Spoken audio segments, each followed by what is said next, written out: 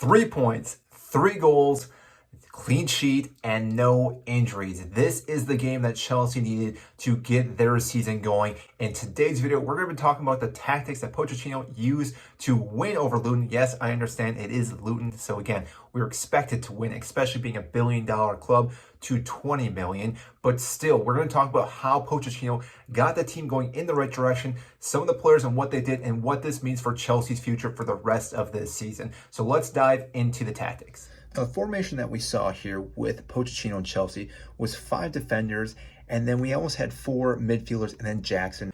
Yes, this is a little bit surprising. Again, we're seeing 5 defenders here, but still, it makes sense because when you look at Chelsea's defense and you look at their bench, there's really not a whole lot of options that Pochettino had right now.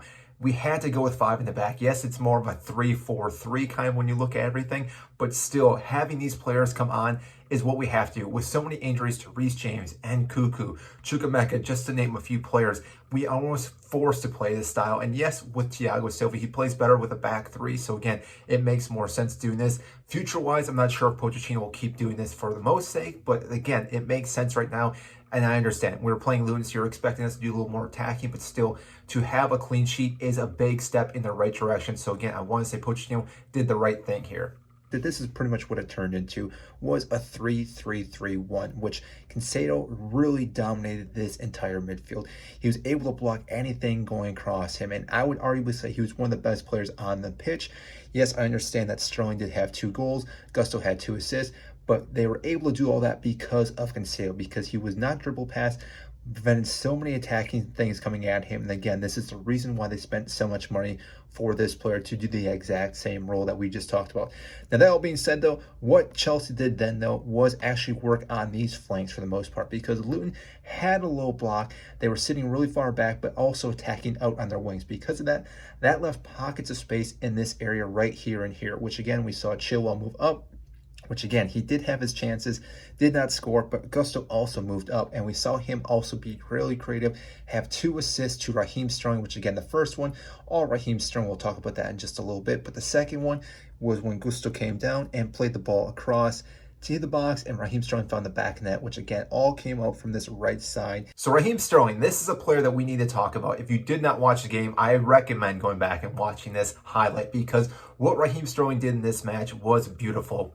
Chef's kiss, because the man was able to just dribble around players. Yes, I understand it's Luton. You could say that he's supposed to do this, but still, you are having a hard time against a Premier League team, and therefore, again, with the way things have been going, especially for Raheem Sterling and Chelsea, you're not too sure how things were going to go, but he found his mark.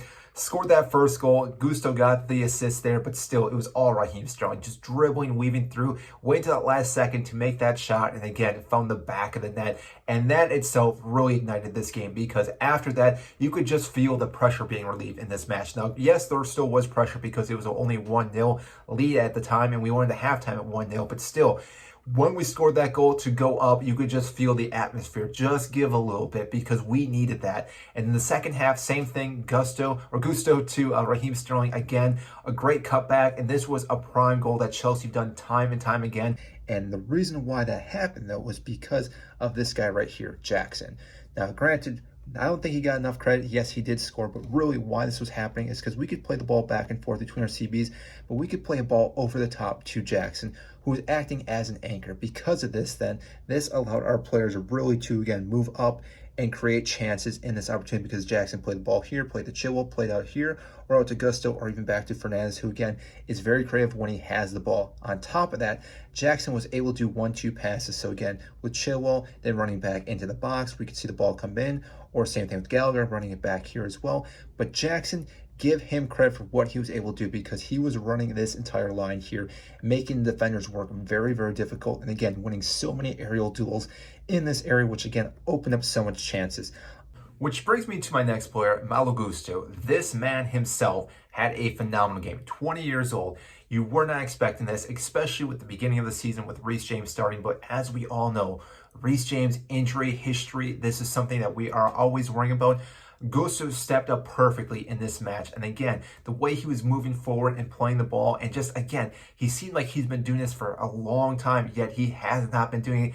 And the fact that Pochettino could rely on this player, and even Chelsea in general can rely on this player, just gives you that ability to think that Chelsea can go the distance this year. Along those lines, the other thing that we do want to talk about in this opportunity here is the fact that Gallagher, this man deserves credit as well with how much work rate. Yes, he did have some errors throughout this entire match, but still his work rate allows him to run all over the pitch and cover a lot of this area up front in front of Gonçalo. So again, Raheem Sterling able to attack going forward, Gusto able to attack, Chilwell able to go up. And so what we were seeing throughout this match was almost something along these lines, where again we had three back here with Gonçalo right in this entire open space, which again dominated this area, did not let anything by him. Yes, Luton had maybe one or two chances, but overall is because of these four players that we were able to keep this clean sheet. And yes, Sanchez did have one great save, but overall was not tested. But still, this right here was what we saw in the attacking third, which is why we saw 3 goals for Chelsea.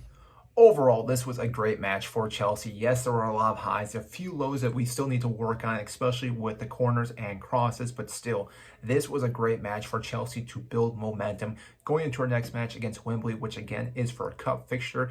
Then we do have another home game, so Chelsea could win 3 home games in a row, which has not happened in a very long time. So this again is a huge win for Chelsea. And again, the tactics wise, I think Pochettino did get it right. The big talking point is Gonçalo. I don't think people are talking about how he was able to help our attacking third, because he was able to be that middle person in the midfield and also help in defense to allow all our other players to move up the pitch and again be more creative and more attacking. So that is all I have for you today in this video. If you did enjoy this video, make sure to hit the like button, subscribe down below. I greatly appreciate that, and comment down what you think about these tactics. If you think Pochettino got right, or what do you want to see different from Pochettino? I'll get to those comments as quickly as I can, and that is it, and I will see you in our next video.